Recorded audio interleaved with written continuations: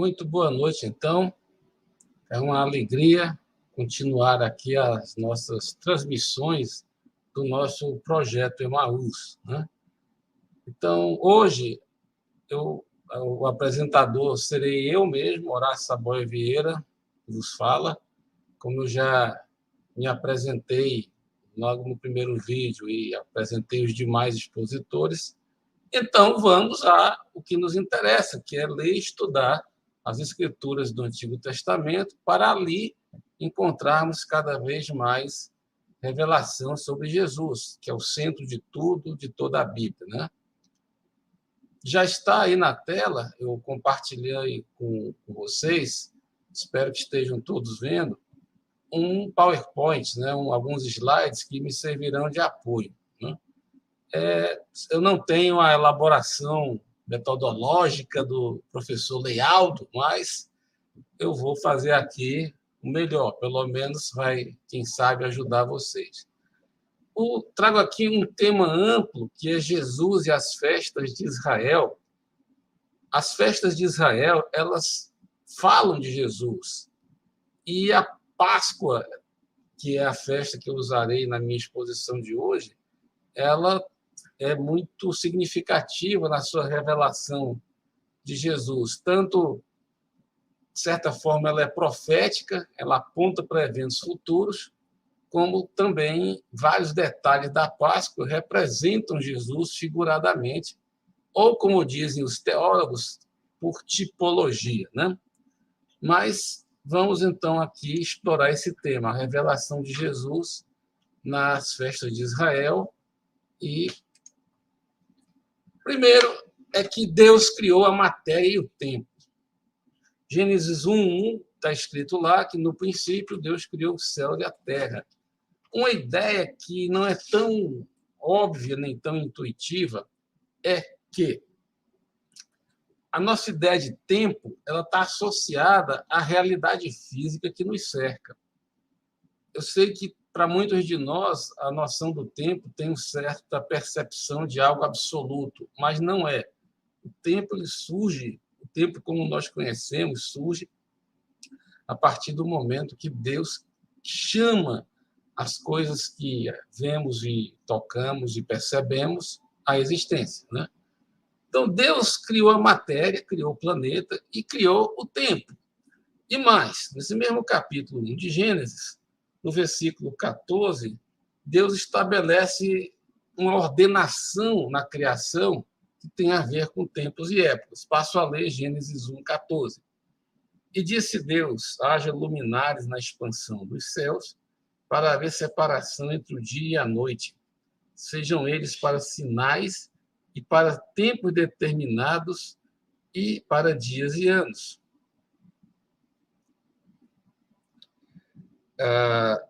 Sejam para luminares na expansão dos céus, para iluminar a terra, e assim foi.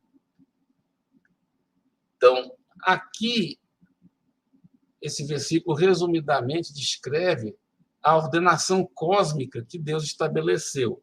O nosso planeta é uma bola que gira, isso já cria um ciclo temporal, o giro completo. Deus estabeleceu também os astros, o Sol, a Lua, as estrelas, e os movimentos da Terra nela mesma e ao redor do Sol, e também os movimentos da Lua, então estabelecem ciclos, tempos e épocas. A Bíblia trata tempos e épocas com dois conceitos, né? Eu poderia dizer que a noção de tempo tem muito a ver com dia, hora, mês, ano, calendário. Deus criou os dias, meses, anos e calendários de uma certa forma. O calendário não é algo tão artificialmente humano como poderíamos pensar. Um ano é o tempo que o nosso planeta leva para completar uma órbita ao redor do Sol. Então, foi criado por Deus.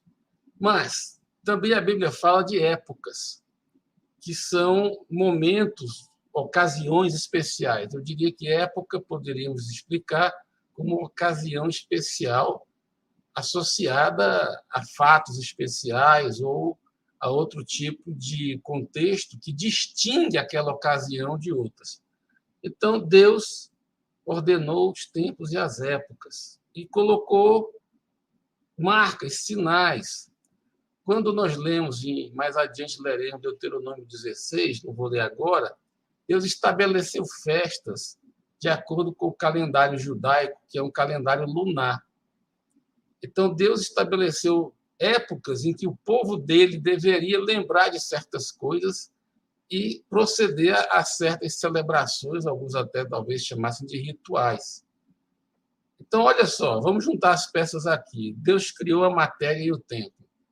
Deus ordenou a nossa vida e a criação em tempos e épocas, dias, horas, meses, anos, mas também época de plantio, época de colheita, época do frio, época do calor.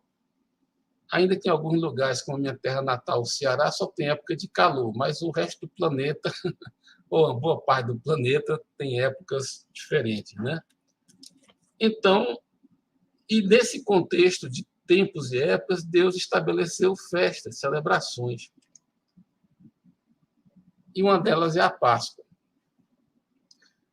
A Páscoa talvez fosse, talvez seja até hoje, se não a principal festa no calendário judaico, é uma das principais. É difícil dizer qual é a principal, mas ela é uma. E eu gostaria, então, de expor para vocês como que a Páscoa aponta para Jesus. Trago aqui, então, 3 significados que você pode encontrar na Bíblia para a Páscoa. A Páscoa foi um evento único na história de Israel. Eles estavam escravizados no Egito, Deus levantou um mediador, Moisés, que falava em nome de Deus. Deus infligiu 10 pragas terríveis, vocês conhecem a história. E depois da 10ª praga, que foi a morte dos primogênitos egípcios, e Deus poupou os primogênitos hebreus, a partir dali, o povo sai do Egito. Saiu do Egito e pôs-se, comandado por Deus através de Moisés, a caminho da terra prometida. Ora, queridos irmãos e irmãs, Israel saiu do Egito, literal e historicamente, uma única vez. Então, ele é um evento único na história. E a Páscoa foi instituída durante a etapa final desse evento único na história, que foi a saída do povo de Deus do Egito.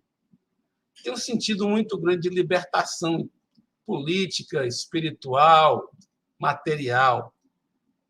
Mas a Páscoa também foi descrita na Bíblia, em outros trechos, né, como um memorial a ser repetido. Mas em Êxodo 12, 14, está aí o versículo transcrito, é um versículo que descreve a Páscoa, como eles deveriam celebrar, o capítulo 12 de Êxodo, praticamente todo, é uma descrição do evento histórico da Páscoa, em um dado momento, quando Deus orienta para que separasse o cordeiro, para sacrifício do cordeiro, é o momento que antecede a literal e real saída, Êxodo 12 registra isso, mas ali também Deus já ordena que o povo dele, todos os anos, fizesse um memorial, repetisse um memorial, uma espécie de uma cerimônia, de um ritual ou de uma festa, como você queira chamar, para lembrar dos poderosos feitos do Senhor. Então, a Páscoa é um evento único na história, mas também foi estabelecido como algo a ser repetidamente lembrado, um memorial, como está aí nesse versículo. Esse dia vos será por memória, e celebrá-lo eis por festa ao Senhor, nas vossas gerações o celebrareis por estatuto perpétuo. Mas a Páscoa, a palavra Páscoa, Pessar em hebraico, ela também aponta para o cordeiro sacrificado. Eu transcrevi aí, no todo e em parte, 2 versículos de Êxodo 12. Êxodo 12, 11 diz: assim, pois, o comereis, o cordeiro pascal, os vossos lombos cingidos, os vossos sapatos nos pés, o vosso cajado na mão, e o comereis apressadamente. Esta é a Páscoa do Senhor. O cordeiro também é chamado de Páscoa ou cordeiro pascal. E no versículo 27, é um trecho do que os judeus até hoje recitam, né? uma família judaica celebrar a Páscoa, eles chamam, tem um manualzinho de instruções de como fazer isso, que eles chamam de Seder. E o judeu mais jovem presente pergunta ao judeu mais velho presente por que esse dia é diferente dos outros. E o judeu mais velho passa a recitar a história de como Deus tirou o povo do Egito, e um trecho dessa história, falando do cordeiro sacrificado, diz: este é o sacrifício da Páscoa ao Senhor. Esse trecho aí é exatamente uma referência ao cordeiro sacrificado pela ocasião da Páscoa. Muito bem, faremos a seguir fazer um paralelo da Páscoa com Jesus nesses três aspectos. A Páscoa foi um evento único na história, ao registrar a libertação que Deus operou do povo dele.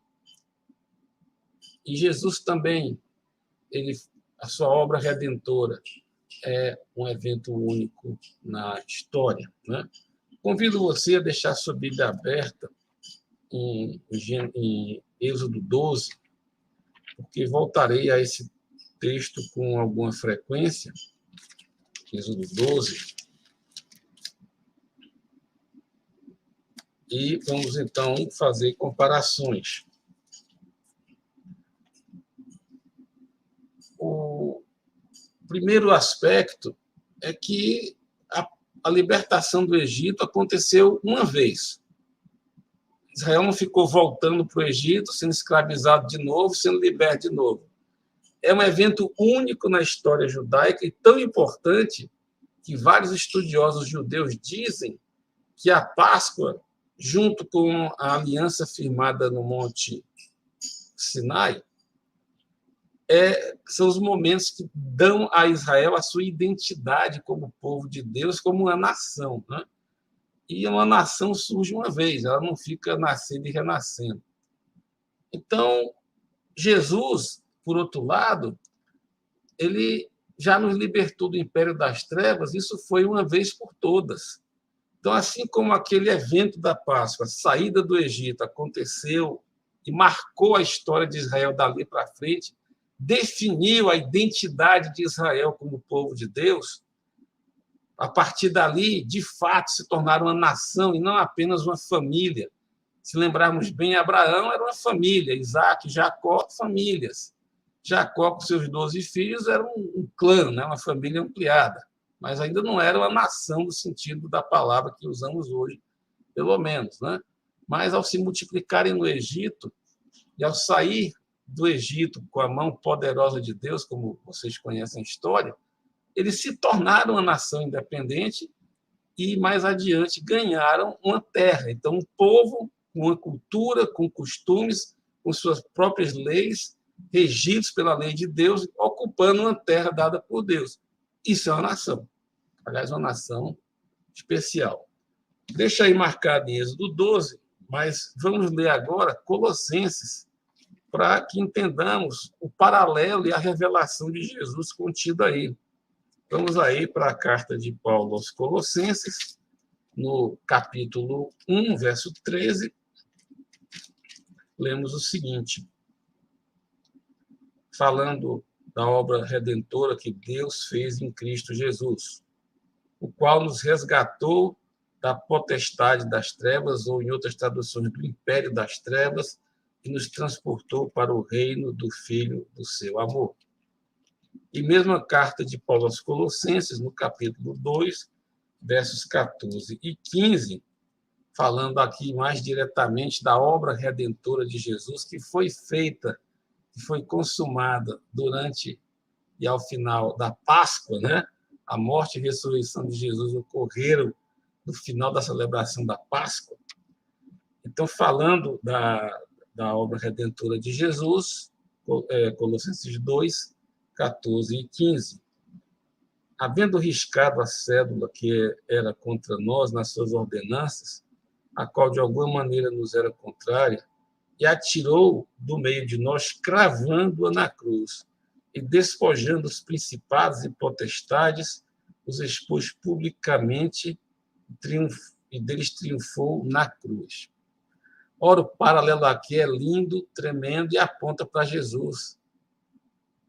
Em Cristo, nós somos arrancados das trevas, do pecado, nós somos retirados do Egito. O Egito é um tipo que pode representar o mundo pecaminoso, caído, o mundo no sentido que o Novo Testamento usa, né?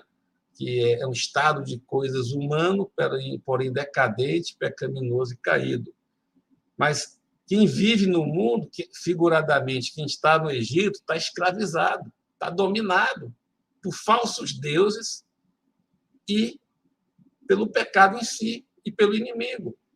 Alguns estudiosos dizem que as pragas do Egito também podem ser interpretadas como golpes do todo-poderoso Deus contra os falsos deuses egípcios. Eles adoravam o Deus Sol, mas aí Deus manda uma escuridão. Para eles, o Nilo é uma espécie de Deus, e Deus vai e faz a água do Nilo ficar toda vermelha. Então, alguns entendem que as 10 pragas também foram 10 ações poderosas de Deus, derrotando os principados, as potestades malignas que dominavam o Egito. E o próprio Faraó era considerado Deus. Então, ao obrigar Faraó a deixar Israel ir, o Senhor derrotou o último e talvez maior principado egípcio, que era o próprio Faraó. E aqui o paralelo é perfeito. Em Cristo, nós somos arrancados, libertados desse império das trevas, dos demônios e do pecado, e transportados para o reino de Deus. Glória a Deus. Então, a Páscoa aponta para a vitória de Cristo sobre os principados e potestades, assim como as pragas representaram a vitória do Deus de Israel sobre os deuses egípcios, representa ali a libertação cabal e definitiva do povo de Deus do Egito. Eles se encrencaram depois, é verdade, mas isso é outra história. A Páscoa, como um evento histórico, foi única. E também o Senhor nos libertou do pecado, dos demônios, dos principais e nos arrancou do Egito e transportou para o seu reino. Para tirar o povo dele do Egito, lá no Êxodo 12, o versículo 1 diz, no Êxodo 12, falou o Senhor a Moisés e a Arão na terra do Egito, dizendo: o tempo todo Deus operou através de Moisés com a ajuda de Arão. O tempo todo. Então, houve um mediador designado por Deus, levantado por Deus, para operar tremenda, poderosa salvação. Um mediador humano, Moisés, com a ajuda de outro ser humano, Arão. Ora, isso também aponta para Jesus, porque ele foi e é o mediador levantado por Deus para promover a nossa libertação e conduzir o povo de Deus. Você pode ler, por exemplo, em 1 Timóteo 2, 5 e 6, que há um só mediador entre Deus e os homens. E eu até gostaria, então, de ler no mesmo sentido Hebreus 9 e 15, em que também ali lemos do papel de Jesus como mediador, o mediador entre Deus e os homens. Hebreus 9, 15. E por isso, falando de Cristo, né, é mediador de uma nova aliança, para que, intervindo a morte para a remissão das transgressões que havia debaixo da primeira aliança, os chamados recebam a promessa da herança eterna. Ora, Jesus é o mediador de uma nova aliança. Ele é o único mediador entre Deus e os homens. Como Moisés foi o mediador daquela aliança temporária, passageira, Jesus é o mediador. Então, nisso também o evento, o fato histórico da Páscoa aponta para Jesus. Já comentei aí a derrota de Faraó e dos deuses egípcios, já comentei comparando com Colossenses 2, 14 e 15, que enfatiza isso. Agora, na noite da Páscoa, o sangue do cordeiro foi aspergido, né, para salvar a vida dos primogênitos, né? Então, isso nós lemos o seguinte, no Êxodo 12:7, falando do cordeiro que deveria ser sacrificado na preparação para a saída do Egito. Diz assim, verso 7, Êxodo 12:7. Tomarão do sangue, pô-lo-ão em ambas as ombreiras e na vega da porta, nas casas em que o comerem. Em versículo 12, não, versículo 13. E aquele sangue vos será por sinal nas casas em que estiverdes. Vindo eu o sangue, passarei por cima de vós, e não haverá praga, entre vós praga de mortandade quando eu ferir a terra do Egito. Olha que paralelo tremendo do sangue do cordeiro. Detalhe é que aqueles cordeiros que foram mortos na saída do Egito, eles cumpriram um papel único. Nos anos que se sucederam, outros cordeiros foram mortos e aspergiram as portas, só que eles não estavam mais no Egito. Aí era um memorial, era algo repetido para manter a lembrança dos poderosos feitos do Senhor e da redenção e libertação do seu povo.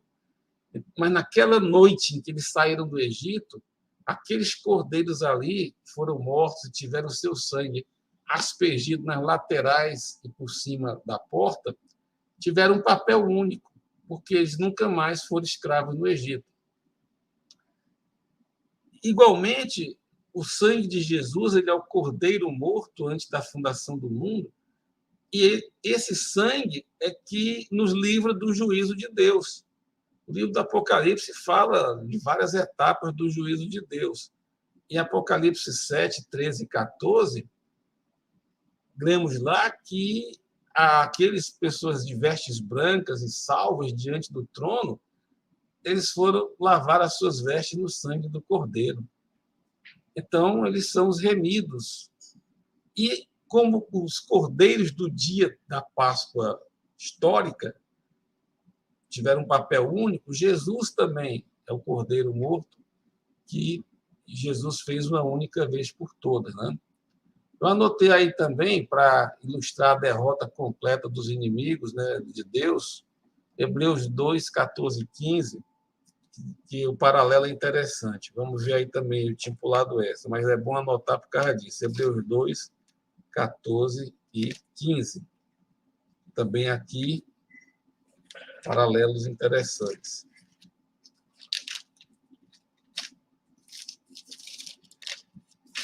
E creio que esse texto é muito importante para os nossos dias atuais. Hebreus 2, 14 e 15, falando de Jesus, diz assim: e visto como os filhos participam da carne e do sangue, também ele participou das mesmas coisas, para que pela morte aniquilasse o que tinha o império da morte, isto é, o diabo, e livrasse todos os que, com medo da morte, estavam por toda a vida sujeitos à servidão. Ora, Jesus, pelo seu sangue, como cordeiro pascal, cordeiro que foi morto antes da fundação do mundo, ele nos libertou do império das trevas e aniquilou Satanás, no sentido de tirou de Satanás todo o seu governo. Satanás hoje ele atua sobre a humanidade na base do blefe e da usurpação. Por direito, Jesus é o Senhor. Então, Jesus aniquilou o governo, o império de Satanás, e mais, Jesus destruiu esse poder que o diabo usava, que era o medo da morte. O medo da morte escravizou a humanidade antes da vitória de Jesus. Só que agora, Jesus aniquilou o poder do diabo e nos libertou e liberta do medo da morte. Então, aqui também o paralelo fica, né? Da vitória do Senhor sobre os deuses egípcios, sobre os principados e potestades, e aquele evento único. Jesus morreu uma única vez, Jesus derramou seu sangue uma única vez. Aliás, a carta aos Hebreus diz que se o sacrifício de Jesus, alguém fizer uso dele uma vez e não for suficiente, ninguém pode matar Jesus na segunda vez. Ninguém pode esperar que Jesus morra de novo. Se o que ele já fez não te beneficia, ou beneficiou e você abriu mão, problema seu. Não tem mais jeito. Ninguém mata o Cordeiro de Deus 2 vezes, ainda que algumas igrejas tenham doutrinas estranhas sobre esse assunto, que eu vou me abster de comentar, porque não é o meu tempo. Mas, então, está aí. A obra redentora, alguns estudiosos chamam morte, paixão, morte, ressurreição de Jesus e sua exaltação gloriosa à destra de Deus, alguns chamam isso de o fato de Cristo. Os fatos que definem a pessoa e a obra redentora, salvífica de Jesus. Uma vez feito, acabado, ponto, como ele bradou, segundo o registro do Evangelho de João, tetelestai, está completamente pago o preço, aleluia. Então, esse é um primeiro grande paralelo entre a Páscoa histórica, fática, com data. A saída do povo de Deus do Egito ocorreu ali entre o ano 1400 e 1500 a.C. A data exata sempre vai ser objeto de algum debate, mas é por ali. E aconteceu, e até hoje os judeus lembram disso. Mas há um outro aspecto aqui na Páscoa que também tem um paralelo, uma revelação tremenda sobre Jesus, que é o memorial a ser repetido. Jesus estabeleceu o que nós chamamos da Santa Ceia, Ceia do Senhor, ele exatamente durante a celebração da última Páscoa que ele comeu com os seus apóstolos. Eles estavam cumprindo o ritual pascal que os judeus observavam naquela época e até hoje praticamente não mudou nada. Então, durante a celebração da Páscoa, Jesus partiu o pão, repartiu com os discípulos, também tomou do cálice e o dividiu com os discípulos. Chama a atenção para esse versículo, esses 2 versículos aí na tela. Em Êxodo 12, 14, diz lá que este dia da Páscoa vos será por memória. Celebrá-lo-eis por festa ao Senhor nas vossas gerações, e o celebrareis por estatuto perpétuo. O sacrifício de Jesus, representado na ceia, ele também é um memorial que aponta para Cristo. Jesus fala, tomando o pão, havendo dado graças, partiu, deu-lhe dizendo, este é o meu corpo que por vós é dado, fazei isto em memória de mim. É lindo e perfeito paralelo. A Páscoa, ao mesmo tempo, foi um evento único na história, que não se repetiu jamais. A obra de Jesus é única, completa, perfeita e jamais precisará ser repetida. Por outro lado, Deus ordenou ao povo dele que repetisse certas celebrações para lembrar daquilo que foi feito na época do Egito. Jesus também, ao instituir a Santa Ceia, ordenou que façamos a Santa Ceia para termos uma memória constante, repetitiva, daquilo que já aconteceu uma vez por todas. O memorial é diferente de repetir a história. A história, nesse caso, não se repete. Ela foi única. Mas ela deve ser relembrada. A Páscoa é o memorial da salvação que Deus operou no seu povo, junto ao Egito. E a Ceia do Senhor é um memorial da salvação mais completa, mais tremenda e mais poderosa que o Senhor operou para Israel e para todos nós.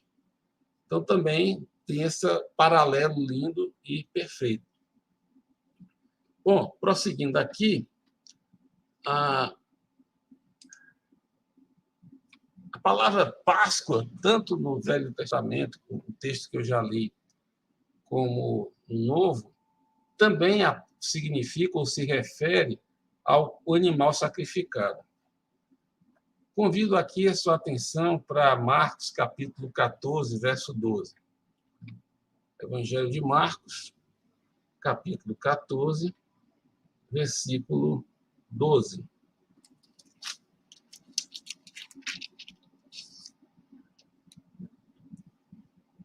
E no primeiro dia dos pães ázimos, quando sacrificavam a Páscoa, disseram-lhe os discípulos, onde queres que vamos fazer os preparativos para comer? a Páscoa. Ora, aqui, sacrificar a Páscoa, obviamente, é sacrificar o cordeiro. É separar um animal que atendesse aos requisitos apontados na lei mosaica para que fosse sacrificado e fosse comido durante a celebração da Páscoa. Então, a palavra Páscoa, dependendo do contexto, também pode se referir ao animal sacrificado. E aqui vem mais um perfeito paralelo.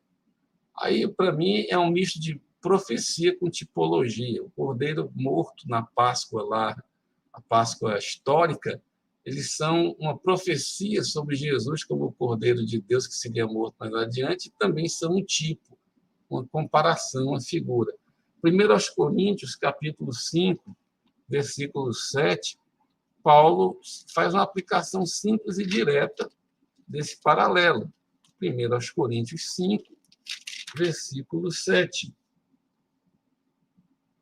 Purificai-vos, pois, do fermento velho, para que sejais uma nova massa, assim como estáis sem fermento.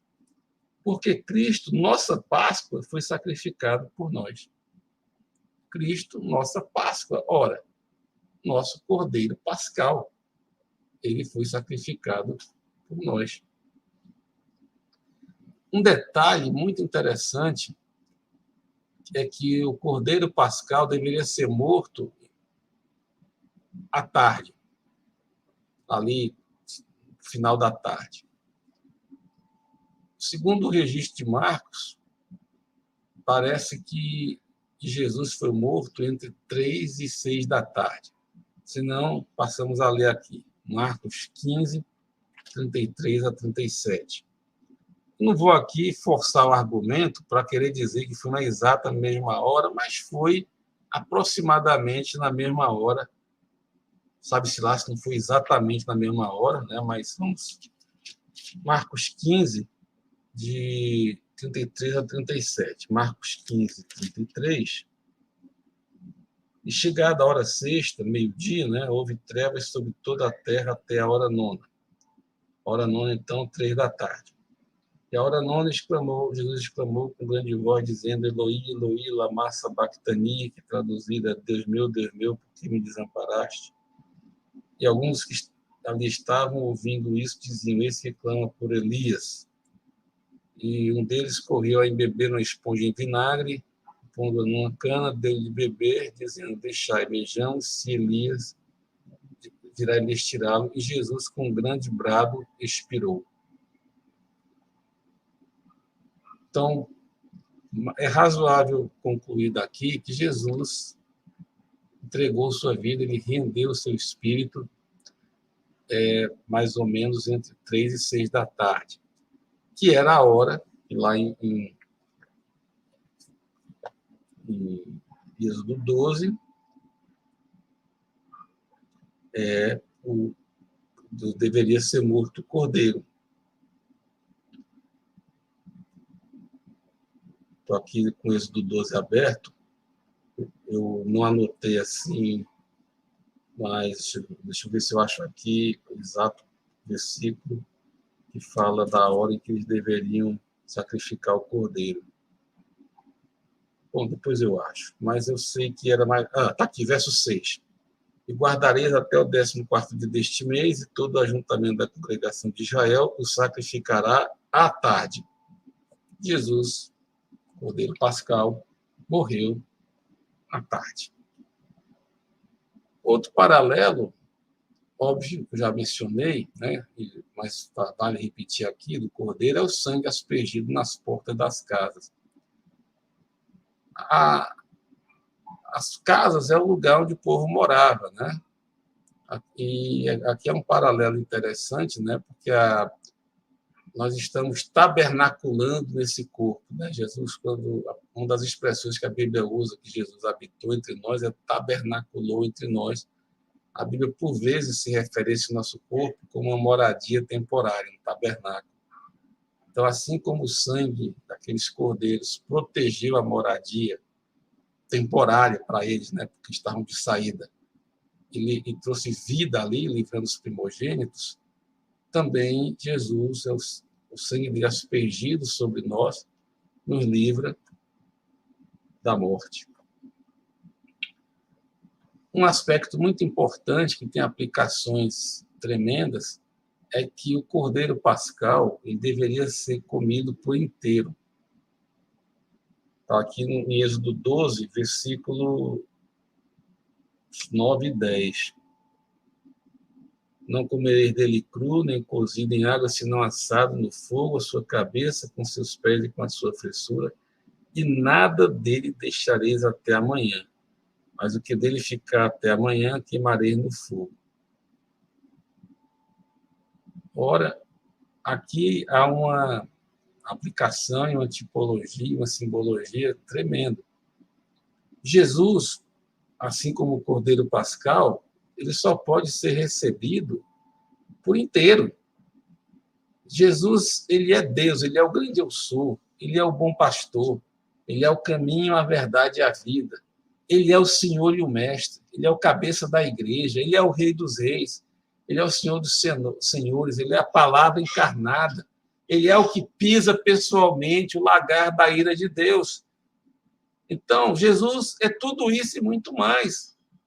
Ora, assim como o cordeiro sacrificado na Páscoa deveria ser comido por inteiro, as famílias ao redor deveriam comer tudo, também Jesus, irmão, nós precisamos assimilá-lo e recebê-lo por inteiro. Não adianta vir com esse papo furado, Jesus é meu Salvador, mas não sei se é meu Senhor, que afinal na minha vida mando eu. Ora, você não fraciona o Cordeiro Pascal, você não fraciona o Cordeiro de Deus que tira o pecado do mundo. Se ele não é tudo que ele é para você, então ele não é nada. Não tem Jesus a prestação. Ele pagou o preço lá na cruz de uma vez por todas. Ele não pagou aos poucos. O preço foi inteiramente pago de uma vez. E ele é tudo isso que ele diz que é ao mesmo tempo. Ele é o Senhor, ele é o soberano, ele manda, ele é a autoridade. Sobre mim, sobre você, sobre o universo, sobre tudo. Também é meu Salvador. Amém? Ele é o bom pastor, ele é o bom pastor. Amém? Ele também é aquele que pisa pessoalmente o lagar da ira de Deus. Ele também é isso. Ele que repreendeu duramente os fariseus. Ele é o que apontou o caminho do arrependimento e do perdão para pessoas pecadoras. Ele é o mesmo. Ele é indivisível, ele é um só, ele é pleno. Então, acho esse paralelo aqui tremendo e de uma aplicação profunda. O Cordeiro Pascal tinha que ser comido por inteiro. Hoje há muitas teologias e leituras que querem Jesus aos pedaços. Desculpa aí, perdão, senhor, pela comparação que eu vou fazer, mas tem muita gente querendo Jesus igual compra frango no supermercado. Eu só quero esse pedaço, eu só quero a coxa, eu só quero o peito, eu só quero isso. Meus queridos irmãos e irmãs, não se pode fazer isso com Jesus, ponto. Ele é tudo que ele é, e assim o recebemos e assim nos entregamos a ele, com tudo e em tudo que ele é, com tudo e em tudo que ele fez. Na Páscoa, as famílias judaicas deveriam se reunir de acordo com o número necessário para comer o cordeiro inteiro. Então, a Páscoa foi celebrada com famílias reunidas. A Santa Ceia, que Jesus ordena, ele ordenou a Santa Ceia a partir de certos elementos da Páscoa, na ocasião da Páscoa, também com os 12 apóstolos reunidos, representa a igreja reunida. É o corpo de Cristo, é o cabeça e o corpo, a igreja reunida em Cristo e ao redor dele e debaixo do comando dele. Né? E outro paralelo interessante, importante, é que, se você lembrar em Êxodo 12, como é que eles deveriam comer? Êxodo 12, 11 e seguintes. Assim, pois, o comereis. Os vossos lombos cingidos, os vossos sapatos nos pés, o vosso cajado na mão, e o comereis apressadamente. Essa é a Páscoa do Senhor. Então, para comer o cordeiro pascal, naquela ocasião no Egito, eles tinham que estar prontos para partir, prontos para deixar aquela terra. Isso funciona para nós também. Em Cristo, nós ganhamos uma cidadania celestial. Em Cristo, já não somos mais deste mundo. Ele já nos transportou para o seu reino. Já não somos mais desse mundo, ainda que estejamos nele. Então, em Cristo, também devemos tomar consciência que estamos aqui como estrangeiros e peregrinos. Estamos aqui, mas não somos mais daqui. Já não mais pertencemos a este mundo. Queridos irmãos e irmãs, há vários outros detalhes que a instituição da Páscoa, a celebração da Páscoa, o fato histórico e o ritual memorial da Páscoa apontam para Jesus. Na verdade, todas as festas de Israel, em alguma medida ou outra, apontam para Jesus. Portanto, quando, ao longo do ano, essas celebrações, essas várias celebrações que Deus ordenou ao seu povo de Israel, foi uma maneira de mantê-los atentos e focados em uma série de práticas e ensinamentos que todos apontam para a figura, para a pessoa, não, figura não, que apontam para a pessoa, a vida e a obra do soberano Jesus. E pela nova aliança, nós não somos mais obrigados a repetir esses rituais. Se você ler com atenção a carta de Paulo aos Colossenses, ali ele vai deixar bem claro que não é imperioso que façamos, que repitamos esses rituais, mas podemos e devemos aprender deles, porque eles são, ao mesmo tempo, profecia e tipologia que apontam para Jesus. E aqui me atrevo a lançar um último comentário e aplicação, antes de abrir aí para perguntas pelo chat e comentários dos companheiros de ministério que nos acompanham. Em alguns momentos na história de Israel, em alguns momentos de reavivamento espiritual, como foi no caso do rei Josias, voltaram a celebrar a Páscoa. A Páscoa era uma espécie de chama que mantinha a espiritualidade do povo de Deus acesa, que mantinha o povo de Deus voltado para Deus de todo o coração. Tanto que, em períodos de idolatria e esfriamento, a Páscoa deixou de ser celebrada.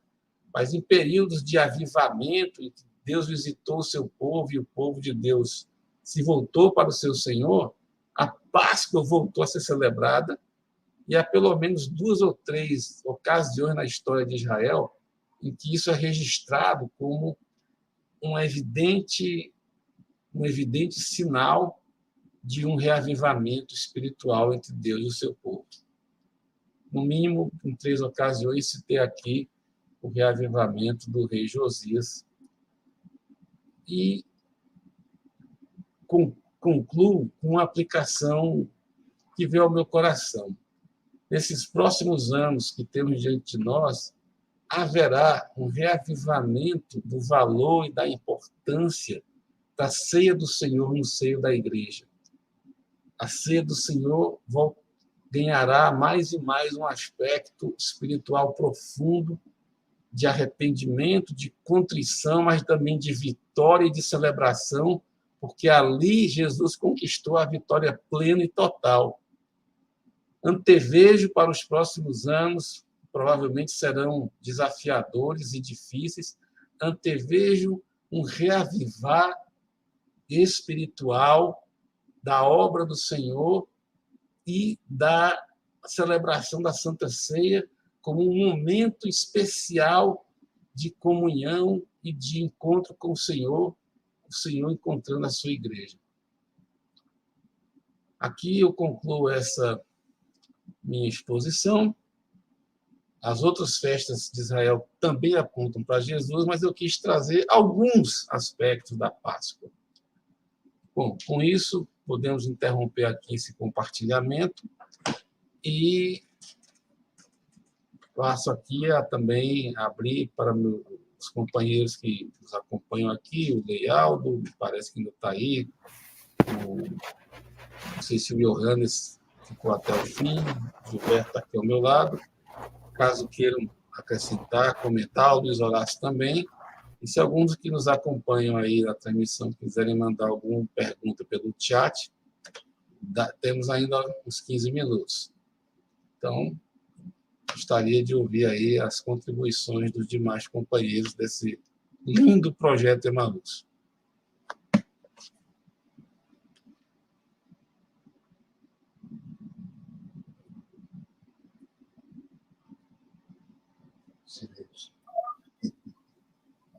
Olá, estão me ouvindo?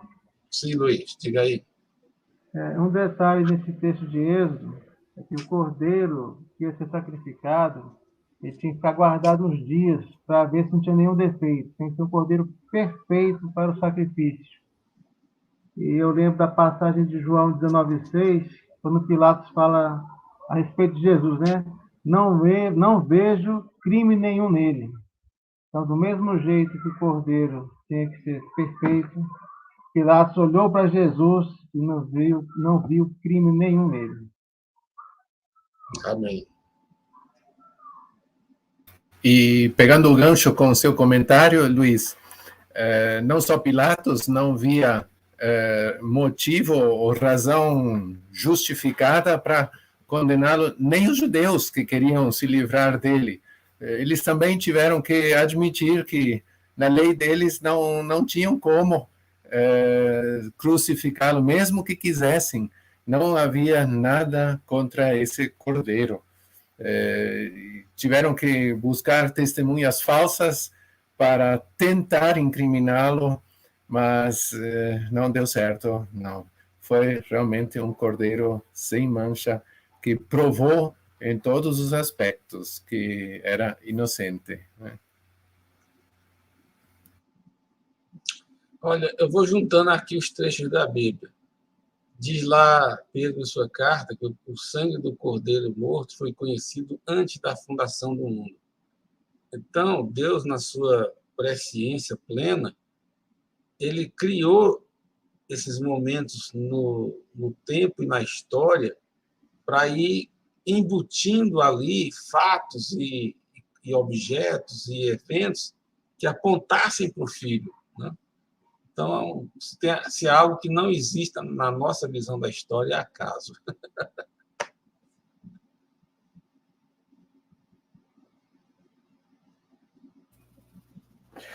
Eu trocaria, Horácio, um pouco o assunto aqui, né? Mas quando você estava falando, me veio aí uma questão que você sabe do meu mundo, né? Que é o mundo da arqueologia, né? Então, é interessante que no Egito, no norte do Egito, foram encontradas algumas evidências muito interessantes do mundo antigo no Egito que tem alguma conotação, uma relação com o Êxodo. Em que sentido? As casas ao norte de Israel, do Egito, basicamente eram feitas de adobe, né? Ou seja, era barro com palha e material que não era muito resistente ou muito, vamos assim dizer, que durasse muito tempo. Mas uma das coisas que acontecia é que as casas, em geral, eles preservavam a viga superior da porta, né? Com pedra, ou seja, a viga que ficava em cima da porta, ela era de pedra, e enquanto o resto da casa, praticamente toda ela feita de outros materiais perecíveis, vamos assim dizer. E para um egípcio, naquela cultura, para você ter, vamos assim dizer, alguma vida após a morte, que a sua alma, vamos assim dizer, ela sobrevivesse, era preciso que o nome da pessoa sempre fosse lembrado ou nomeado, ou seja, você tinha que pronunciar o nome daquela pessoa, segundo essa tradição dos egípcios, para que essa alma tivesse vida após a morte. E não era por acaso que os egípcios, eles gravavam o nome das pessoas, da família, sabe aonde? Justamente nessa viga superior que ficava na porta de entrada da casa, certo? Então, por quê? Porque isso teoricamente, do conceito deles lá, garantiria algum tipo de vida para essa pessoa mesmo após a morte. E é interessante que hoje no Egito, no norte do Egito, se encontram essas vigas, não se encontram mais a casa, mas essa parte superior são encontradas, inclusive com os nomes até hoje ali gravados. O que é interessante aqui? Porque quando você vê a simbologia do aspergir o sangue na porta, na verdade, eles aspergiram sangue na parte superior da porta, que é justamente na parte da viga. E, como alguns dizem, provavelmente os israelenses já tinham uma certa cultura egípcia, e a ideia de passar o sangue sobre a viga seria passar o sangue para que tivesse vida e vida eterna. Então tem toda uma simbologia aí que depois nós vamos ver lá no Novo Testamento, né, de que o sangue do Cordeiro tem a ver com vida eterna, com a remissão dos pecados, mas isso já estava também transmitindo um pouco a ideia de que esse Salvador, ele só poderia vir através do sacrifício de sangue. É por isso que o Cordeiro tem a ver com isso. E a ideia de que encontrar o sangue em cima da viga ali, da porta, isso dá aquela questão de que aquela casa não seria atingida pela morte. Né? Então, as outras casas também tinham essas vigas, tinham seus nomes e tudo mais, mas não garantiu nada para ele, somente aquela viga com o sangue é que garantia a vida eterna. Então, tem toda uma simbologia muito interessante dentro desse conceito, desse arcabouço arqueológico, vamos dizer assim, histórico, cultural daquele povo. Muito bom. Eu tenho um livrinho aqui que eu vou deixar registrado para quem quiser estudar um pouco mais sobre as festas de Israel. Está aqui. Deixa eu posicionar de maneira que vocês consigam ler. Pronto. Acho que assim ficou melhor, né? Ficou. Alguns chegam a explicação de que a sequência das festas, ou o conjunto delas, é um conjunto simbólico profético apontando para Jesus, inclusive para a sua segunda vinda, né? Mas isso vai ficar para, quem sabe, uma outra ocasião. Mais algum comentário? Mais alguma? Muito interessante, Leal, essa sua informação. Com certeza enriquece bastante aí a nossa compreensão. Sim, Berg. Me chamou a atenção essa parte quando você compartilhou que o cordeiro devia ser comido por inteiro. E esse paralelo que você fez para que Jesus também fosse incorporado inteiramente. Hoje em dia, a gente é muito seletiva, a gente está acostumado a essa mentalidade de supermercado. Eu entro, escolho aquilo que eu gosto, aquilo que eu prefiro, o resto eu deixo na prateleira. E existe muito essa mentalidade também no mundo eclesiástico. Eu vou naquela igreja onde eu acho o que eu gosto, onde o pastor fala o que eu gosto de ouvir, naquela outra onde o pastor talvez fala outras coisas, aí não vou. E o critério da escolha não é sempre a Bíblia, não. Como disse nas Escrituras também, que nos últimos tempos o pessoal buscará ouvir aquilo para o qual tem coceira nos ouvidos. Então, um exemplo muito específico, concreto, se aquele pastor não vai me casar porque eu estou querendo casar com uma pessoa divorciada, e o pastor diz que isso seria adultério, de acordo com o que Jesus falou, então eu vou para outra igreja. Eu já vou achar, hoje em dia a gente vai achar suficientes pastores dispostos a fazer isso. Então, a gente escolhe de Jesus o que a gente gosta. E isso é um perigo, uma tentação constante. Se ele é o meu Senhor, então o que ele falou está falado. Se é sim, é sim. Se é não, mesmo que todo mundo fale diferente, né? Me chamou a atenção essa parte. Assim como o cordeiro devia ser consumido inteiramente, assim também, aceitar Jesus ou eu aceito ele com tudo o que ele falou, ou eu fico fora. Mas seria engano dizer que eu sou cristão quando só sigo Jesus naquilo que me agrada e no restante das minhas decisões diárias eu sigo a minha própria cabeça. Obrigado por mencionar esse aspecto, foi interessante para mim. Sim, isso é muito rico. E há também os que querem dissociar Jesus das palavras dele, também não funciona. Jesus disse que se envergonhar de mim e das minhas palavras diante dos homens, eu me envergonharei dele diante do Pai. Então, Jesus também é inseparável da palavra e das palavras que ele declarou. Então, literalmente é tudo ou nada. Pessoal, excelente aí. Creio que deixamos aqui um registro entre o vídeo e os comentários que poderá ser útil, poderá abençoar muitas pessoas, né? Então, daqui a 15 dias nos encontraremos de novo. Eu fico aí na expectativa da continuação que cada um de vocês, livremente, quando quiserem, no sentido que desejarem, poderão continuar no nosso projeto. Tá? Então, aqui eu creio que terminamos. Muito obrigado. Deus abençoe a todos e que o Senhor abençoe também os que vierem a assistir o vídeo que doravante estará gravado. Abraço, então. Graça e paz.